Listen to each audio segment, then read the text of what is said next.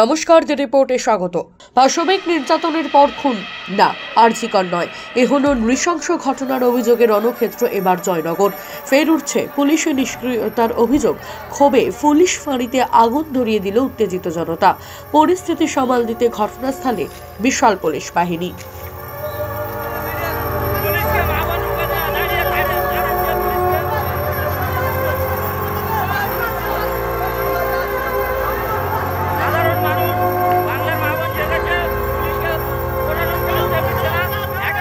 উল্লেখ্য, গতকাল টিউশন পড়তে গিয়ে আর বাড়ি ফেরেনি মহিষমারি এলাকার বাসিন্দা অপ্রাপ্ত বয়স্কা ছাত্রী।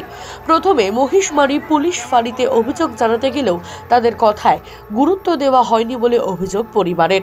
বদলে স্পষ্ট জানিয়ে দেওয়া হয় জয়নগর থানায় অভিযোগ জানাতে হবে। অবশেষে ঘটনার তদন্তে নেমে আজ ভোরবেলা বাড়ি থেকে 1 কিলোমিটারের মধ্যে পুকুর থেকে উদ্ধার হলো অপ্রাপ্ত বয়স্কার নিথর দেহ। আজ আমরা জানতে পারলাম ফুলতলি বিধানসভার কুন্দখালী গোদাবরা অঞ্চলের কৃপাখালী গ্রামে ঘটনা। গতকাল সকালে এক চতুর্থ শ্রেণীর ছাত্রী তার বাবার সাথে আর স্কুলে গেছিল, কিন্তু স্কুল থেকে ফেরার পথে সে একা বাড়ি ফিরছিল আর বিকাল থেকে সে নিখোঁজ। রাত্রে পরিবার সহ আর বাড়ির লোকজন ক্যাম্পে গেছিল, মুন্সিপালিটি ক্যাম্পে, পুলিশ ক্যাম্প, কিন্তু তারা কোনো গুরুত্ব দেয়নি। আজ ভোরে তার থেতলানো মুখ সহ মৃত অবস্থায় পাওয়া যায় বাড়ির কাছাকাছি।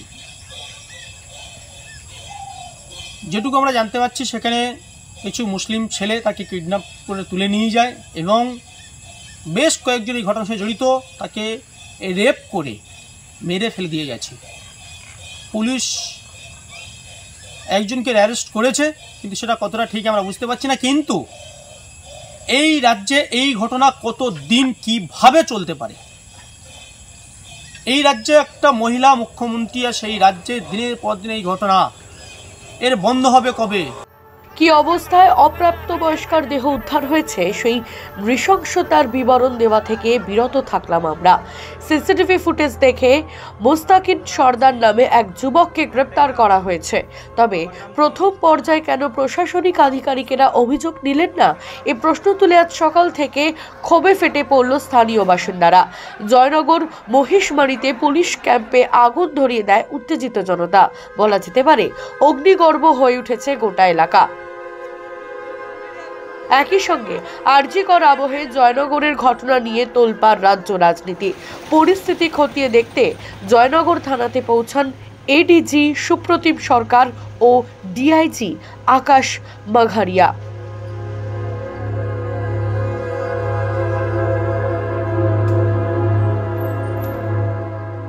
মামুনি রায়, দ্য রিপোর্ট, জয়নগর।